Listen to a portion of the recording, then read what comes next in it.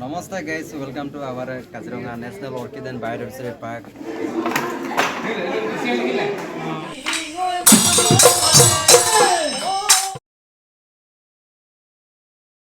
আমরা সাফারি দেখে জাস্ট হোটেলে এসে দাঁড়িয়েছি, তখন ঢুকিওনি পর্যন্ত, জাস্ট দাঁড়িয়েছি গেটটার কাছে, তখনই ভেতর থেকে সব বলছে যে এক্ষুনি ছেড়ে দেবে। তখন 4:12 বাজে, 5টার সময় বন্ধ হয় এই অর্কিড পার্ক।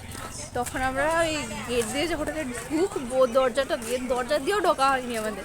সামনে আমাদের আঙ্কেল দাঁড়িয়েছিল, আঙ্কেলের গাড়ি, উঠে পড়েছি, তাড়াম করে উঠে পড়েছি, তারপরে এই যে চলে এসেছি। এখানে প্রচুর বাজার দোকান। ফেরার সময় আপনাদের দেখাবো। এখন 4:30 বেজে গেছে। আর অর্কিড পার্কটা দেখে আসি, আধ ঘন্টা খোলা থাকবে। অর্কিড পার্কে ঢোকার আগেই দোকানগুলোতে কাঠের শোপিস, বেত ও মাদুরের তৈরি ব্যাগ ও বিভিন্ন ঘর সাজানোর জিনিস, চাদর ও মেখলা বিক্রি হচ্ছিল। কিন্তু আমাদের যেহেতু দেরি হয়ে গিয়েছিল, তাই আমরা পার্কেই ঢুকে গেলাম আগে। আপনাদের জানিয়ে রাখি, এই অর্কিড পার্কে প্রায় 500 প্রজাতির অর্কিড আছে। এগুলো উত্তর পূর্ব ভারতের রাজ্যগুলোর বিভিন্ন জায়গা থেকে সংগ্রহ করা হয়েছে। একটা বিশাল বড় গ্রিন হাউসে এগুলি যত্ন করে রাখা হয়েছে।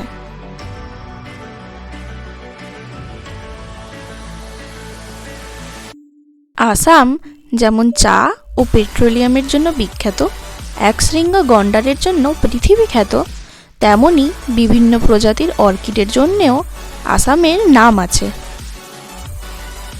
এই পার্ক প্রায় 16 বিঘা জায়গা জুড়ে তৈরি করা হয়েছে। অর্কিডের ফুলগুলো বেশিরভাগই বিভিন্ন কীটপতঙ্গের আকৃতির দেখতে হয়ে থাকে। পলিনেশনের জন্য ফুলগুলো আকর্ষণীয় রঙের দেখতে হয়। এই গার্ডেনে আমরা প্রথম ব্ল্যাক অর্কিড দেখলাম, যা খুবই দুর্লভ শ্রেণীর। এছাড়াও ড্যান্সিং লেডি, বাঘের দাড়ি, ফক্সটেল অর্কিড প্রভৃতি নানান সুন্দর অর্কিড দেখলাম।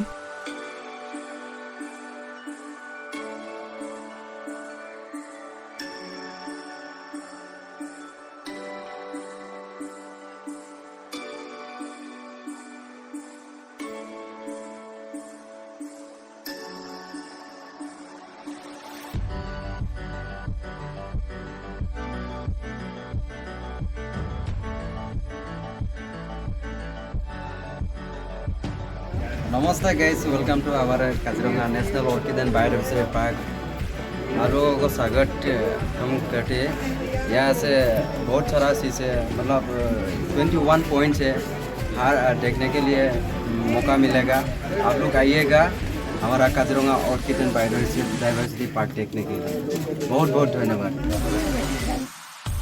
এখানে হস্তচালিত তাঁত বা মাকুর সাহায্যে আসামের ট্র্যাডিশনাল কাপড় তৈরি হচ্ছে।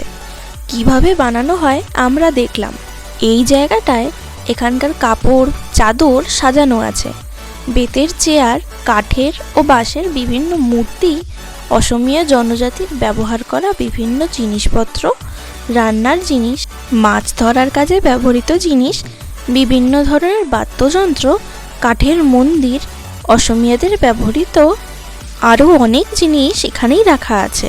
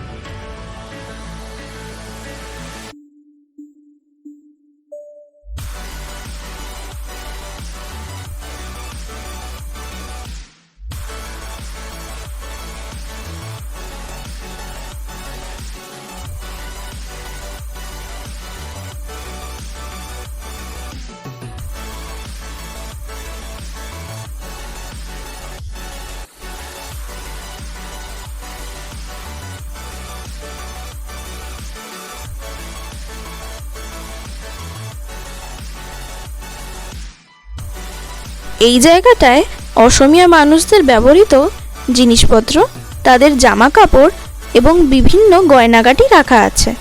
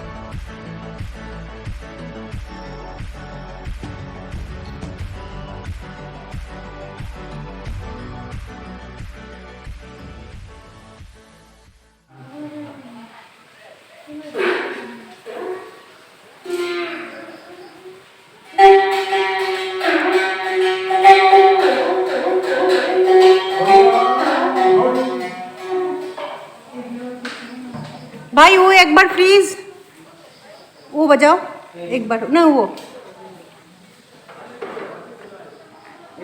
हाँ हाँ हाँ बजाओ।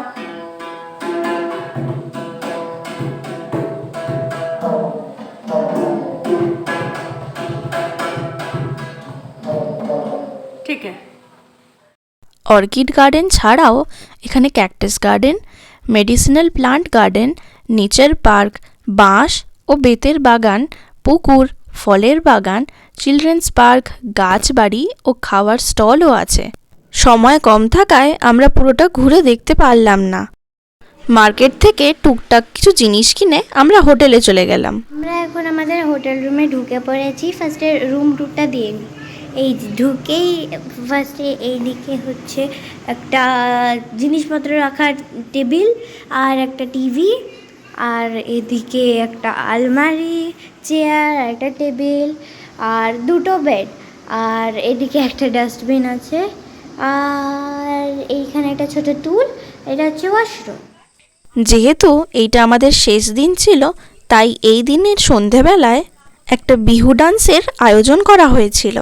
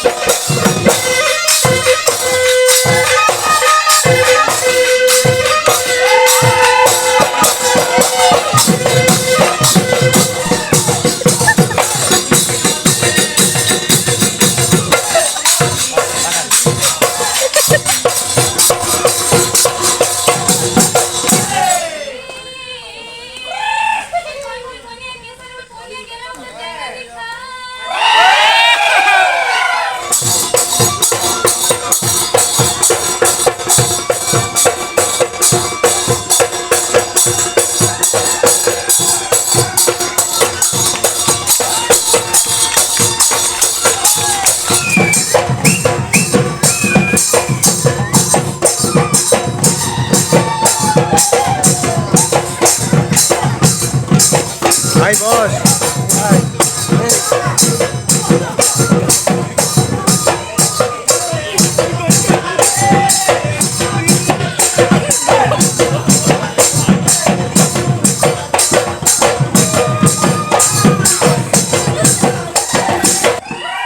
এইভাবেই নাচে, গানে, আনন্দে এবং আড্ডায় আমাদের এইবারের অরুণাচলের ট্রিপ শেষ হলো। না তবে ট্রিপ শেষ হয়ে গেলেও ভিডিও কিন্তু এখনও বাকি। ভিডিও ভালো লেগে থাকলে লাইক, শেয়ার অ্যান্ড সাবস্ক্রাইব করে দেবেন। Thank you.